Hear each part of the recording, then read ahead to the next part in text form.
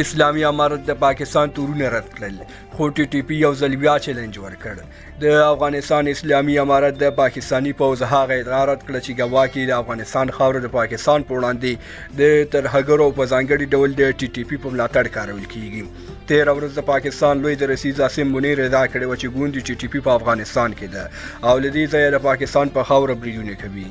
نن غرمه کابل کې د افغانستان لوی د رئیس مولوي فصیح الدین فطرت پاکستان ته په اشارې وویل تاسې ټي ټي پی په افغانستان کې مه لټوئ په اسماعیل خان دره کې ولټوئ ټي ټي پی په اسماعیل خان دره کې کور او فعالیت دواړه لري د افغانستان اسلامي امارت له ټي ټي پی سره هیڅ اړیکه نه لري